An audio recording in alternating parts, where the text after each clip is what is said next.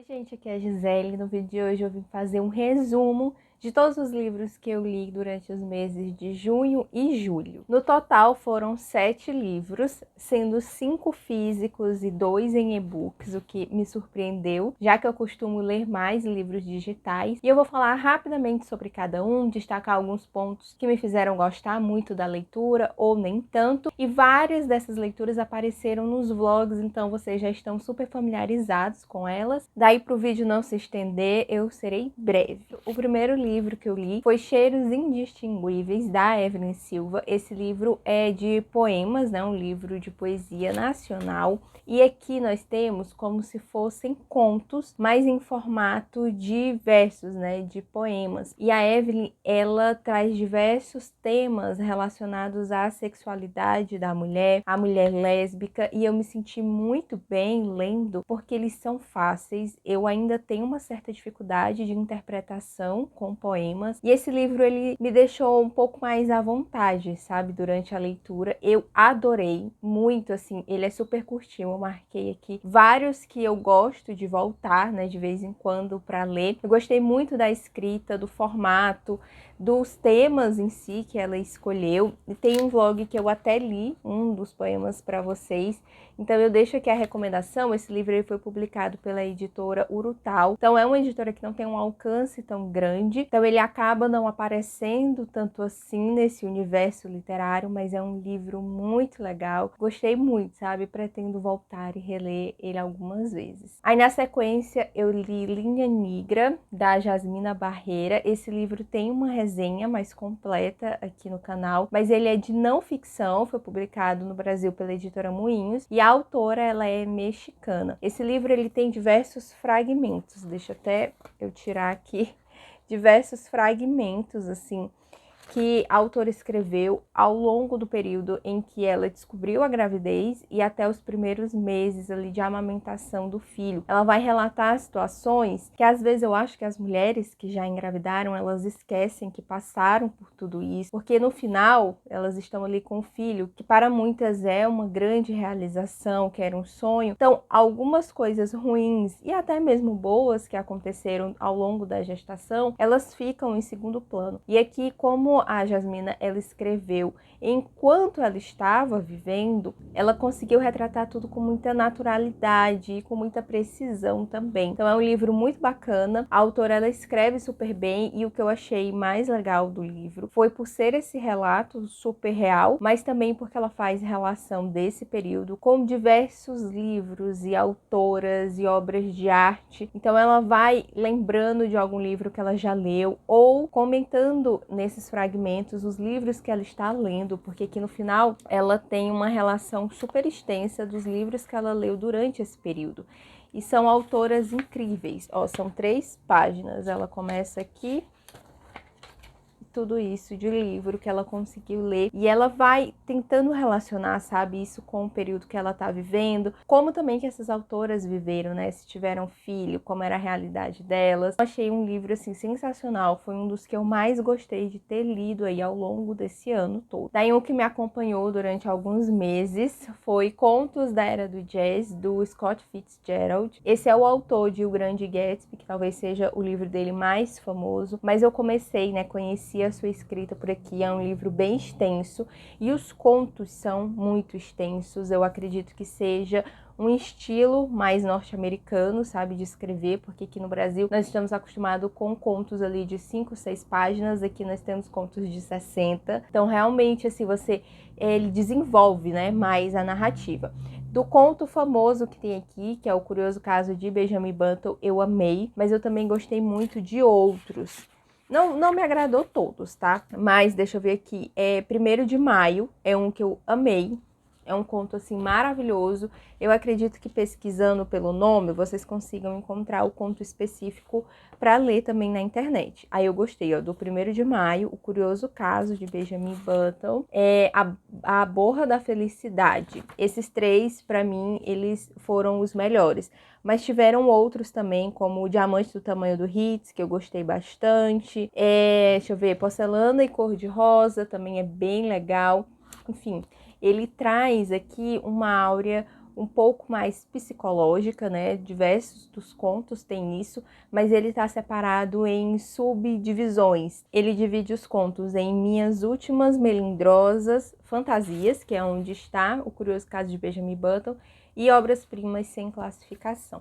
Então, é um livro que eu recomendo. Esse foi publicado pela editora Unesp, porque ele traz esse compilado para quem quer conhecer um pouco mais do autor. Eu gostei bastante, demorei um pouco para ler, porque os contos eram extensos e eu não estou tão acostumada. Então, eu lia um conto, aí passava um bom tempo até eu pegar para ler outro. Mas a experiência, de forma geral, foi maravilhosa. E eu acho que o autor, ele consegue descrever situações muito bem, sabe? A escrita dele me agradou bastante. Então fica aqui mais uma recomendação para vocês.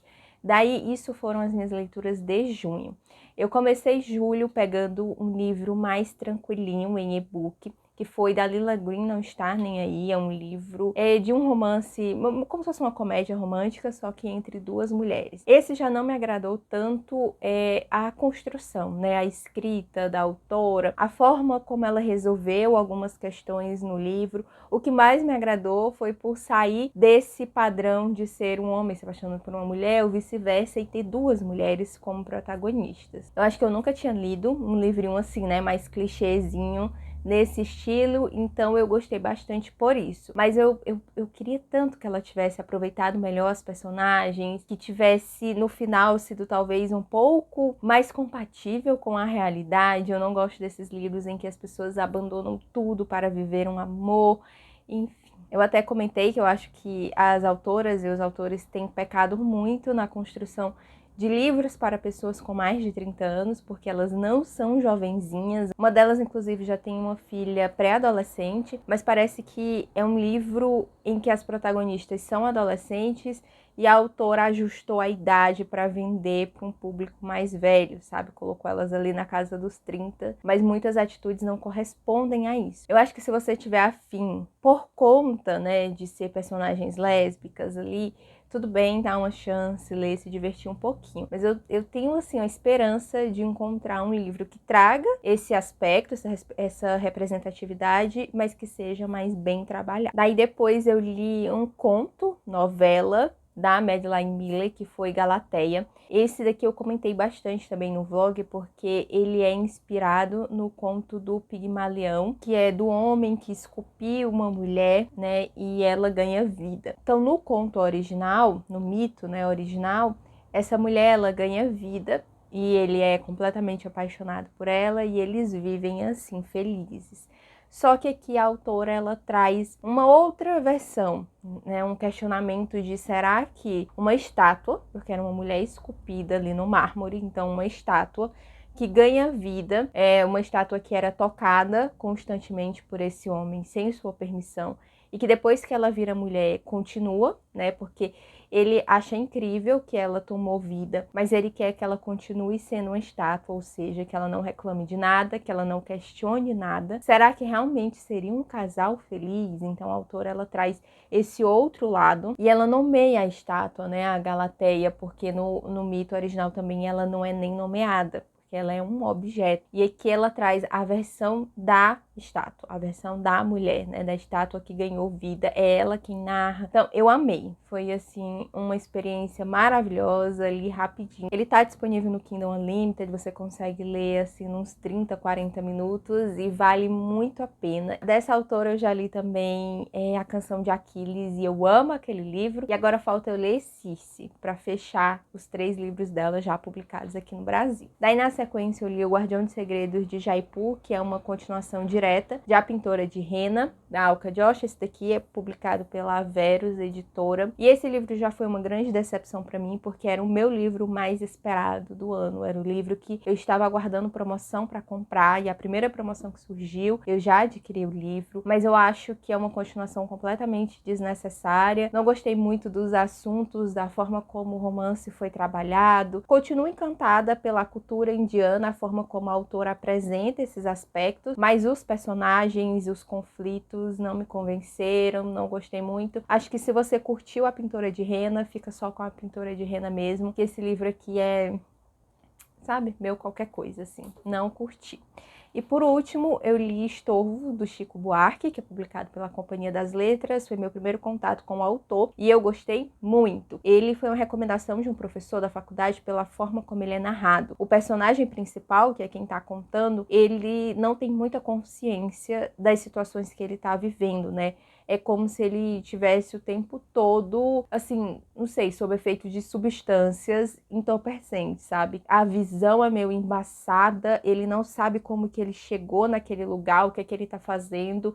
Situações, assim, de extrema violência são relatadas para ele, ou até mesmo ele presencia, e ele não consegue nem reagir a tudo isso. E assim a gente vai passando pela vida desse homem, andando nas ruas e entrando em casas. É muito confuso, mas eu achei sensacional isso, a forma como é narrado. O enredo em si fica até em segundo plano.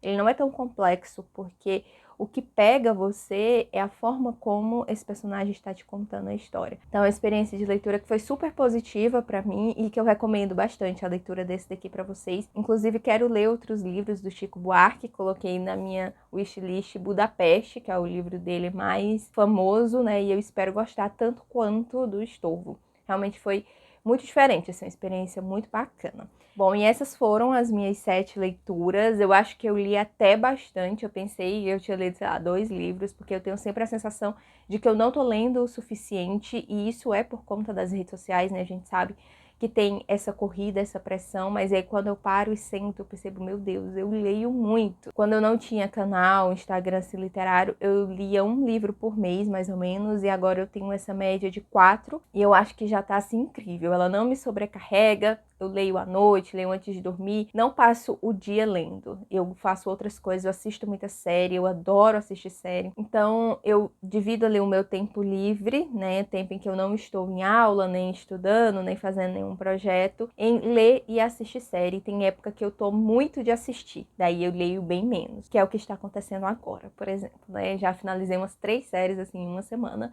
mas enfim, férias, né? Estou ainda de férias, minhas aulas voltam na quarta e eu pretendo gravar a semana em vlog para que vocês possam acompanhar esse meu retorno para as aulas e a dinâmica com as leituras, tá bom?